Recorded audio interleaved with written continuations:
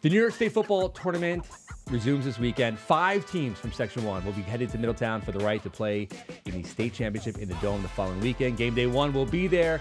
We are so appreciative of White Plains Hospital for sponsoring our weekly shows here from our studios at LMC Studio in Mamaroneck. It's pretty awesome. And the beautiful thing about taping our shows on the Wednesday before Thanksgiving is that we could bring students into some of the athletes into the studio here. So we brought some guys down from Rye, Henry Shoemaker, Carson Miller from the Rye football team. You guys are on quite a ride here, man.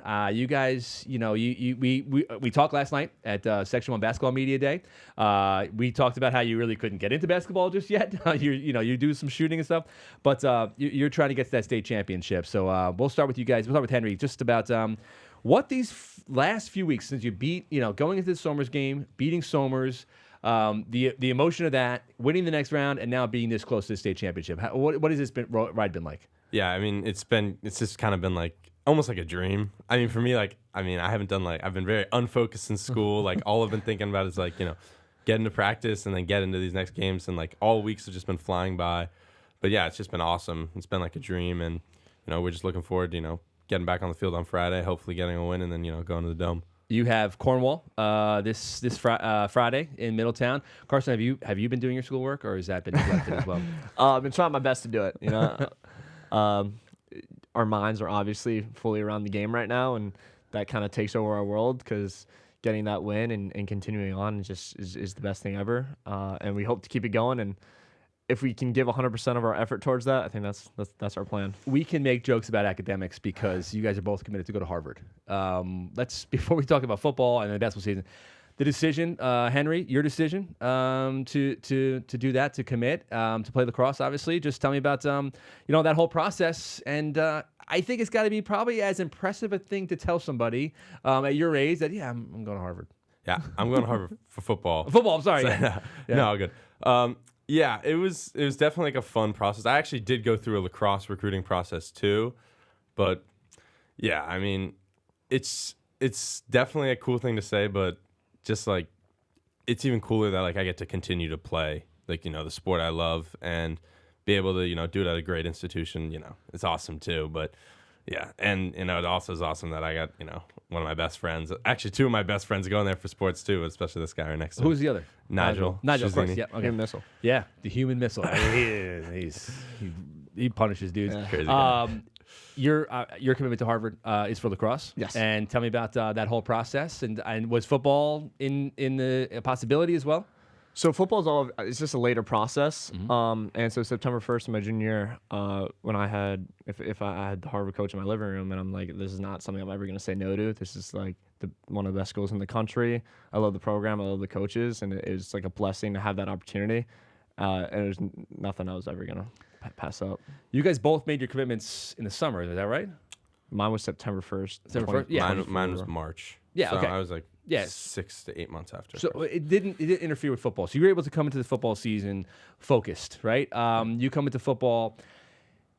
Was it all about just winning a section championship, beating Somers, or was it about bigger things?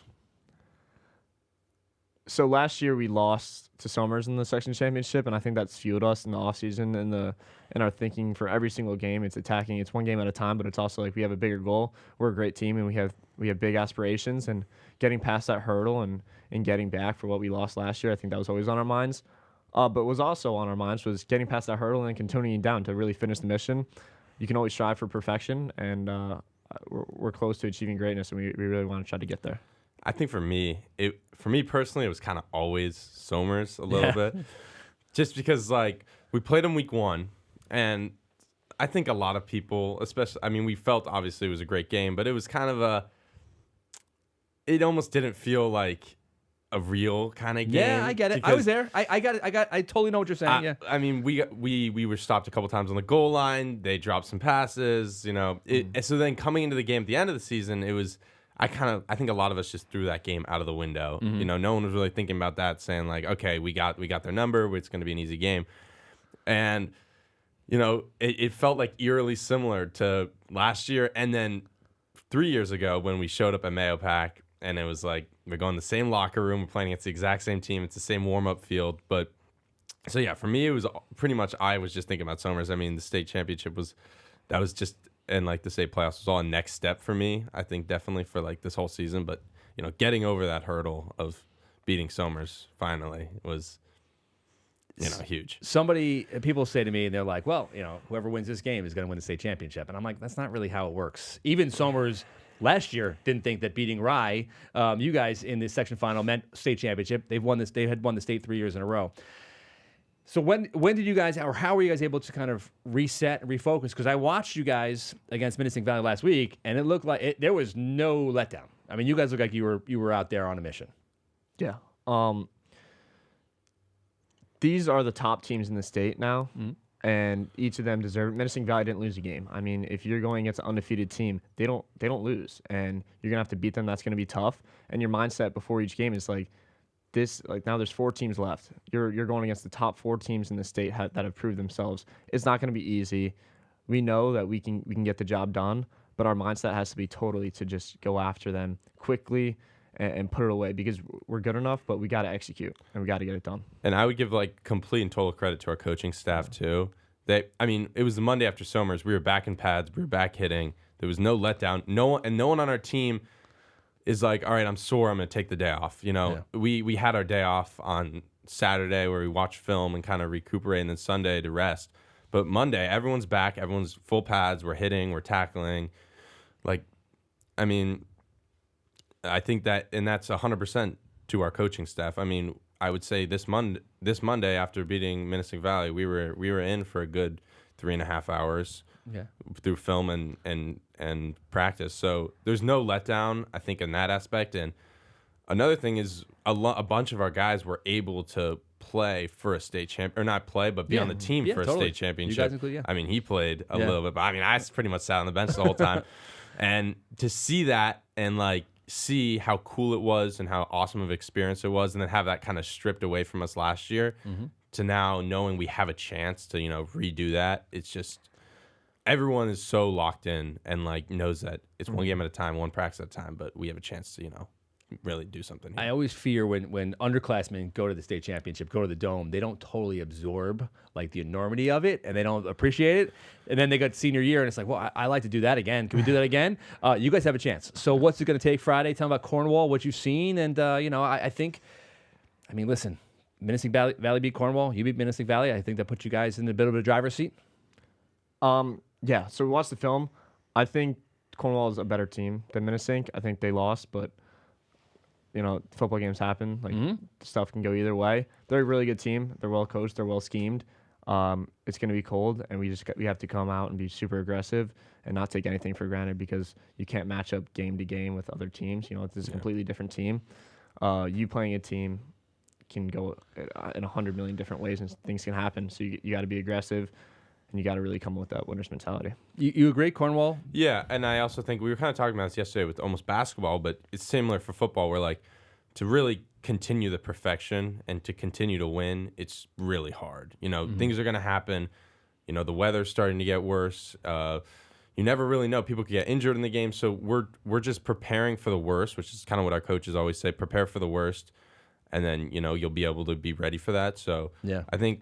And we've watched their film. We know pretty much all about them. They're a really good team. They're a really good program. They're well coached, and it's going to be a battle. Yeah, I think about 2 years ago, you guys won the state championship in that final. You beat Mid-Endwell, ended their winning streak, and you guys blew them out. Just right out of the gates. You guys were just clearly the better team. But you almost lost in the regionals that year to, I think it was Ravenna, and it was kind of 28-14. Yeah. It was it wasn't the prettiest game you guys played and survived. So I think you guys. It was windy. Yeah, windy. It was a windy afternoon game. I remember that.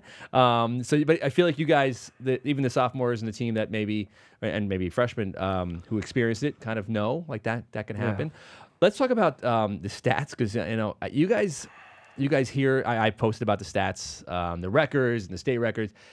I'm sure you're going to say we'll worry about that after the season. But Carson, 2,962 yards passing, 32 touchdowns, and Henry receiving 63 catches, 1,548 yards, 17 touchdowns. Wildest imaginations before the season started? Did you think anything like this was possible? I knew that we could do it. But those stats, I would say, reflect our defense, because they get us the ball and we have a chance to put points on the board. It's total team effort. just the O-line giving me time and Shu to develop the routes. I can't help but like think that's really not a solo stat, and it's the team has came together great. And I think those stats reflect our team's success. I also think it shows how well-rounded a team can be, because other teams can also see these stats. Yeah. And in the game of football, like you can shut people down in many different ways. So the fact that you can't really pick and choose on our team, because if you take away one aspect, you're gonna be pounded in a different way. Yeah. And Sebastian Lewis, terrific receiver. 34 catches. We have our other receiver would be probably the best receiver on almost every other team in the section. And we have a running back who, Charlie Garnett, is, again, I think the best running back in the section, if not in the state. And, I mean, it's pick your poison if you're the other team. So, I know basketball season's around the corner. At some point, you're going to hopefully it will be not until next Monday, the following Monday, that you're worrying about basketball season. Are you guys ready to make that jump? I asked the Bronxville players who were in the same boat, football, going to basketball season. Are you guys ready to make that jump to basketball season? I'm enjoying the football season. I think I'll attack the basketball season with the same mentality that we want to win and we want to get things done. But right now, I mean, obviously it's in the back of my mind. It's soon. It's in 2 weeks, hopefully. But right now, it's football for me. Yeah. And I think we both play 3 sports, and we now played 3 sports for this our 4th year. And, I mean, for the last 2 years, we made it pretty far in the basketball playoffs. And when you end basketball, we're right into lacrosse. And, again, completely different game, completely different, just like has nothing to do with each other. But we're pretty used to, I think, quick switches of sports. I mean, we've played all 3 of these sports our whole lives. 3 sports at a high level. Obviously, the basketball team went to the section championship the last 2 years. Lacrosse has had great success. Every season's been a section championship. I'm sorry, 3 season. Yeah. The amazing thing about being a 3-sport athlete is like, it's not just like the talent, like the time. The time to me is more of an obstacle than anything. How do you guys manage that? So people do talk about that. That's the only thing I'm used to. It's not like I have a crazy planner with my time, and if anything, I kind of think I'm lazy and like I don't manage my time well. But yeah, I'll have practice, and then I go from 5:30. Then I got to do homework. I got to eat. I have to go to the gym. But and I still hang out with my friends. I think it's a good balance, and I'm very happy with how everything plays out. I don't feel like I'm overworked or I have too much going on in my life. If anything, it would be bad if I didn't have so much going on. Like I kind of need something to get going and to improve on every day. If you look for something to be better at and to get better at, I think that's a great thing to have in life. And I think also just like for all 3, like I think in high school you should play as many sports as you possibly can. Yeah. Like the friendships you make on each team, the communities you're a part of, being able to do all of that, and I think that's like probably the best part about, at least for like us. I mean, we both were around people when we grew up who went private, who, stuck to that one sport thing. And that's like awesome in its own right. But like for me, being able to play all 3 sports, it's like the best thing in the world, because you just, and all 3 sports, they bounce off each other, skills from one sport going to the other sport. And I don't know if there's anybody, I mean, like I think about Jay Kessner, obviously graduated last year from Rye, you two. The number of like big game, like how many times have I gone like, hey, this is like the game of the year, and it involved Rye and you guys. I mean, it happens. I mean, lacrosse with Somers, the Somers football games. It's pretty remarkable. I mean, you guys have to. I don't think you ever get like numb to a big game, but like, do you even have nerves at this point? I mean, you definitely have nerves, but the opportunity is such a privilege to always have these big games that you have to perform in, because like I feel like there's so few people that throughout the year you have to play in like 10 big games that mean a lot, like are going to be Tappan Zee at the county center. Oh, it doesn't end. It doesn't end. And I think it's great. Like you want to put yourself in opportunities to prove why you're the best, and why when it doesn't happen, it's like, okay, it didn't happen. How do I make sure when I get this opportunity next time that as a team we can go out and win and get the job done? I think it helps you with everything else in life, and also just having the resiliency with your team to overcome obstacles is great.